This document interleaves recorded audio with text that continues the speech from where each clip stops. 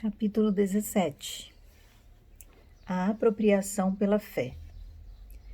Pouco tempo atrás, o Senhor me disse que uma das suas maiores tristezas é ver seus filhos não se apropriarem pela fé daquilo que Ele tem para a vida deles. Desde a minha infância, a fé bíblica e verdadeira é um assunto que me fascina. Mas naquela noite em particular, o Senhor falou comigo usando a palavra apropriação em relação à fé, e essa palavra realmente me chamou a atenção.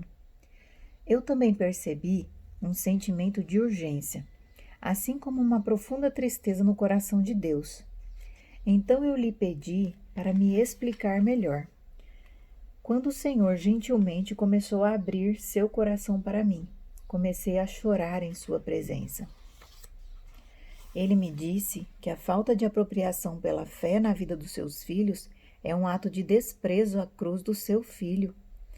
Deus me revelou a intensa dor sofrida na cruz e o alto preço que seu filho teve que pagar para que nós pudéssemos receber tantos benefícios maravilhosos. Quando não nos apropriamos pela fé, é como se esbofeteássemos o rosto de Jesus enquanto ele estava pendurado na cruz. A mentalidade da velha aliança era a de que Deus responde à nossa fé. Portanto, a ênfase estava na nossa fé. Na nova aliança, nossa fé é uma resposta à obra consumada da cruz, o que coloca a ênfase no que Jesus fez, e não em nós ou em nossa fé. Na velha aliança, eles acreditavam e esperavam pelo que Deus faria em resposta à fé deles. Nós, na nova aliança, não esperamos por algo que vai acontecer, mas relembramos em fé o que aconteceu há quase 2000 anos, quando Jesus bradou: "Está consumado". Apropriar-se pela fé significa ter uma fé que recebe. Receber, na linguagem da Bíblia, tem um significado diferente do que a maioria das pessoas tem em mente. Existem palavras diferentes em hebraico e grego traduzidas na Bíblia como receber. Mas quando se trata de receber algo em oração ou algo que nos pertence, a palavra usada significa agarrar com as mãos e não soltar. Ao nos apropriarmos pela fé, jamais pedimos a Deus para nos dar o que já nos pertence através da nova aliança. Agarramos aquilo pela fé, expressando-a através de ações de graça, e começamos a agir como se já tivéssemos o que pedimos, mesmo sem ver a concretização no mundo natural, ou apesar de que vemos com os nossos olhos naturais.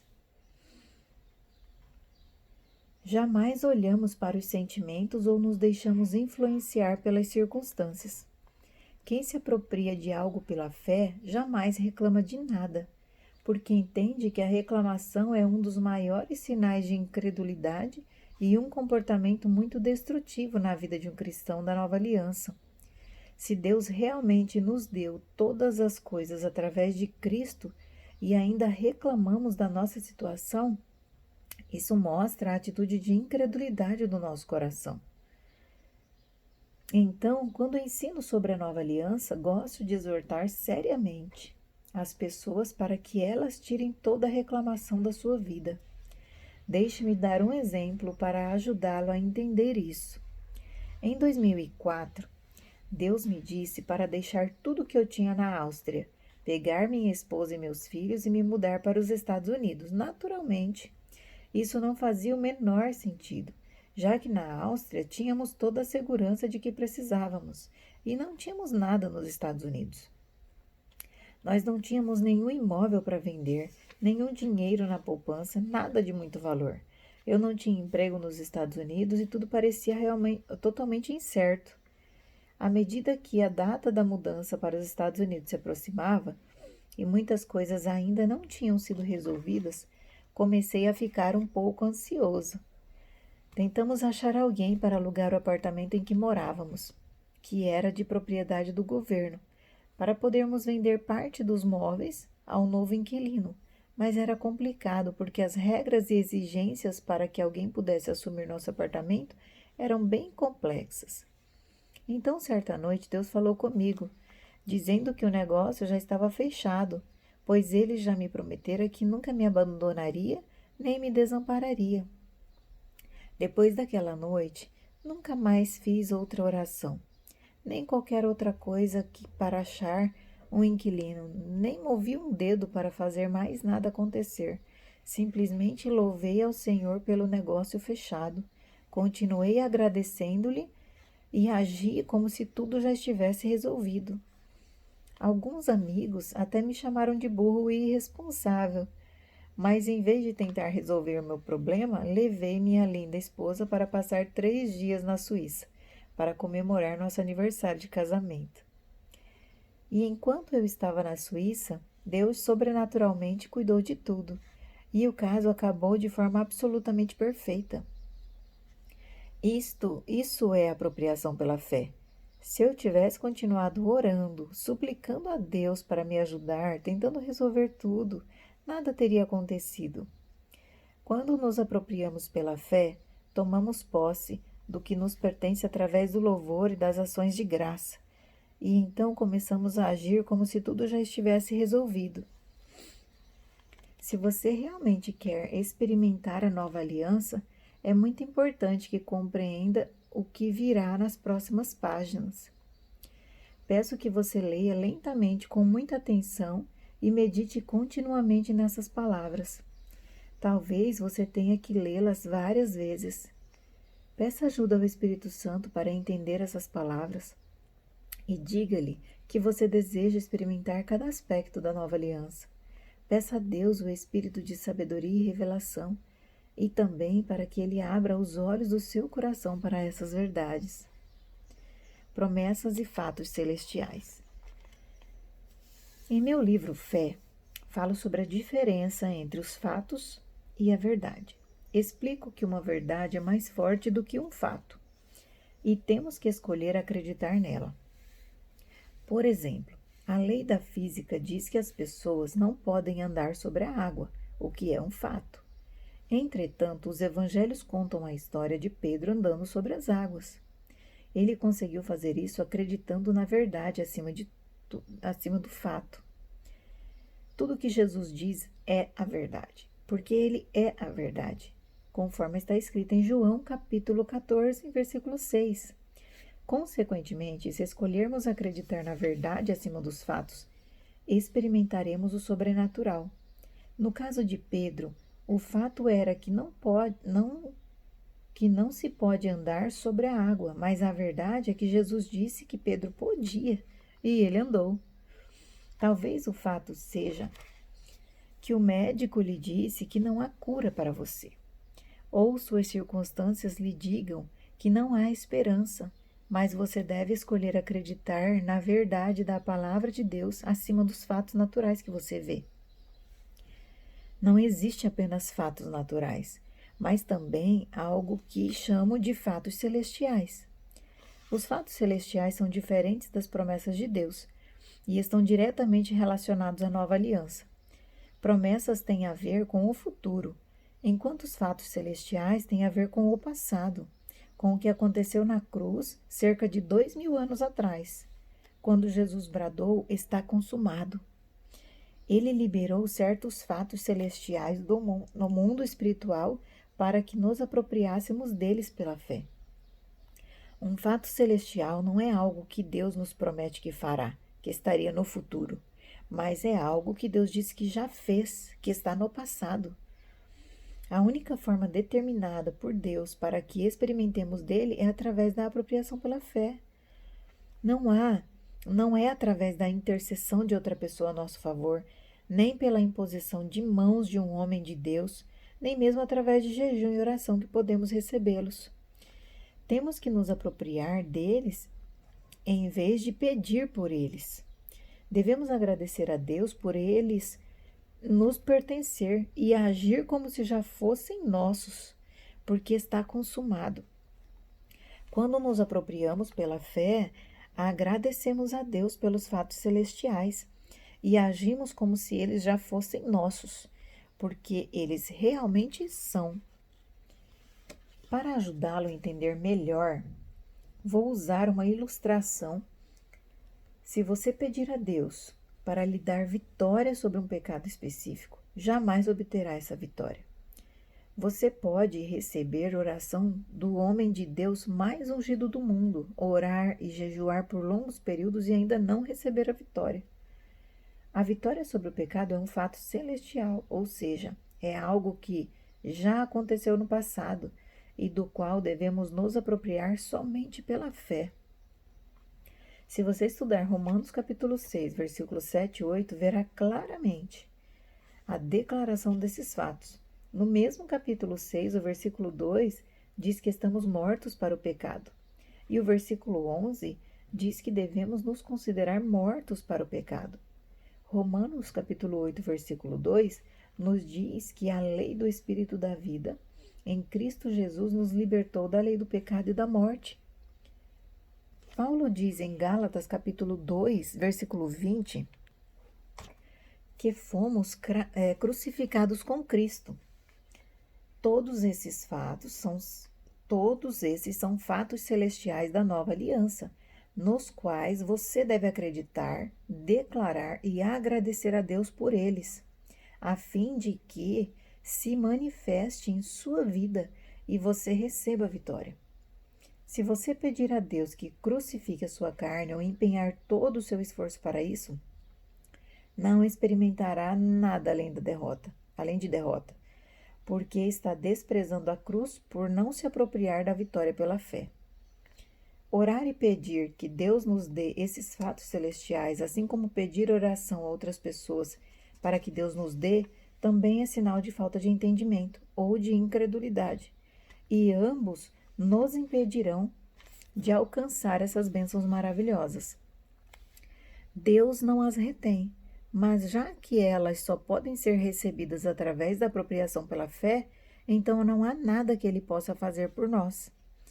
Quando não vemos essas coisas se manifestarem em nossa vida, por causa da nossa religiosidade ou de crenças erradas, começamos a culpar a Deus e perguntar por que Ele não responde às nossas orações. Então acabamos com uma imagem errada e distorcida de Deus, e nosso relacionamento de intimidade com Ele é quebrado. Ah, como eu odeio a religião! Já enfrentei muita resistência em minha vida cristã, porque creio firmemente nesse princípio e o pratico. Confrontei muitos jargões religiosos na igreja que contrariam diretamente os fatos celestiais e a nova aliança. Pedir constantemente a Deus algo que Ele já nos deu em Cristo é uma prática muito comum entre os cristãos hoje em dia, mas isso precisa parar. Vou fazer uma ilustração que o ajudará a captar essa importante verdade. Imagine que você esteja passando por uma situação difícil na vida. Você está enfrentando dificuldades e circunstâncias que impedem que você experimente a plenitude de vida que Jesus prometeu quando Ele disse que veio nos dar vida em abundância. Veja João capítulo 10, versículo 10. Você começa a orar e orar, pede que outras pessoas orem por você, ora com mais intensidade e, por fim, além de orar, começa a jejuar também. Você pede que Deus lhe dê forças, mude as circunstâncias e tudo mais que sente que precisa para obter a vitória. Embora sua oração, o jejum ou a oração de outras pessoas em si mesmos não sejam ruins, fazer isso em relação aos fatos celestiais realmente é ruim. Agindo errado assim, transformando o fato celestial que está no presente em uma promessa que agora está no futuro e jamais será nossa, ela permanecerá no futuro, porque os fatos celestiais são ações passadas, algo que já aconteceu, enquanto as promessas são ações no futuro, algo pelo qual ainda estamos esperando. O que está acontecendo? Por que essa oração não é respondida? Por que Deus não lhe responde e parece ignorar suas orações e as orações dos outros? A frustração toma conta. E, por fim, você fica tão desanimado que desiste, talvez até de Deus. Então, um dia, sua vida chega ao fim e você morre e fica diante de Jesus. Ele lhe dá as boas-vindas ao céu e pergunta se você tem alguma pergunta em relação à sua vida na terra. Esta era a oportunidade pela qual você esperava, já que nunca recebeu resposta para algo específico pelo qual você estava esperando enquanto vivia na terra. Você abre seu coração, dizendo quanto ficou decepcionado porque quando você realmente precisou, ele não respondeu e não deu vitória para que você pudesse viver uma vida abundante como ele lhe prometeu. Com um sorriso no rosto e o coração cheio de compaixão, Jesus segura sua mão e vocês caminham juntos até um enorme depósito. Você entra pela porta e lá estão centenas de prateleiras lotadas de tudo quanto possa imaginar. E você vê exatamente o que pediu a ele enquanto atravessava suas crises. Jesus, aqui está a força que eu lhe pedi, você diz. Então aponta para a próxima prateleira e continua. E aqui está a vitória pela qual eu orei e jejuei, porque o Senhor não me deu. Jesus sorri e lhe diz: Meu filho amado, você se lembra da nova aliança? Nela, meu pai se comprometeu legalmente com você e estabeleceu a única maneira de nos relacionarmos com você e de você se relacionar conosco. Escrevemos claramente na Bíblia que lhes demos todas as coisas que já havíamos lhe dado através da nova aliança. No instante em que lhe demos, colocamos tudo aqui neste depósito. Já não cabia mais a nós lhe dar, mas a você pegá-las. Então Jesus o leva para fora do armazém e aponta para a parte da frente. Ao olhar para cima, você vê uma placa enorme com seu nome escrito. Você olha para ele com os olhos cheios d'água, pois agora você entende e se lembra do que ele escreveu em 2 Pedro, capítulo 1, versículo 3. Seu divino poder nos concedeu tudo de que necessitamos para a vida e para a piedade, por intermédio do pleno conhecimento daquele que nos convocou para a sua própria glória e virtude. Ele meneia a cabeça e, com os seus olhos repletos de amor e compaixão, diz: Sim, meu filho amado, quando eu morri na cruz e selei a nova aliança, nós colocamos todas as coisas que você precisaria para uma vida abundante no seu depósito aqui. Vi você orando, pedindo, suplicando, jejuando e implorando, mas não havia nada que eu pudesse fazer. Essas coisas já não eram minhas, nem do meu pai. Elas eram suas e, portanto, não podíamos dá-las a você. O depósito tem o seu nome nele e nós teríamos que roubá-lo para lhe dar essas coisas. E nem eu, nem meu pai somos ladrões. Meu querido amigo, espero que você entenda essa ilustração. E a partir de agora, entre com ousadia no seu depósito no céu para pegar todos os seus fatos celestiais e viver uma vida de vitória completa e constante que glorifica a Deus e honra a maravilhosa nova aliança. Quando eu chegar ao céu, quero encontrar um depósito vazio com o meu nome nele. É vital entendermos que quando nos achegamos a Deus em oração, não devemos tentar convencê-lo de nada. Ele já nos deu todas as coisas através de Cristo e fica o tempo todo se esforçando para nos convencer a simplesmente nos apropriarmos pela fé e desfrutarmos da nova aliança, da bela nova aliança. Um minuto de apropriação pela fé na obra consumada da cruz vale muito mais do que uma noite inteira de clamor a Deus com base na esperança. Enquanto escrevo este capítulo, estou voltando de uma viagem à Polônia, onde um casal compartilhou seu testemunho comigo, tão tocante que me fez chorar. Eles estavam casados há 6 anos e não conseguiam ter filhos. Oraram e clamaram a Deus, mas nada aconteceu. Eles estavam convictos que criam, mas através do que ensinei descobriram que, na verdade, eles não tinham fé. O que estava era vivendo na esperança. A esposa passou 2 meses meditando em alguns fatos celestiais maravilhosos, como os filhos são bênçãos de Deus e já fomos abençoados com toda a sorte de bênçãos espirituais. Ela fez isso até que o seu coração finalmente cresce nesses fatos celestiais. 2 semanas após seus meses de meditação, ela descobriu que estava grávida. Agora, eles querem que o mundo todo saiba que a vida na nova aliança realmente é maravilhosa.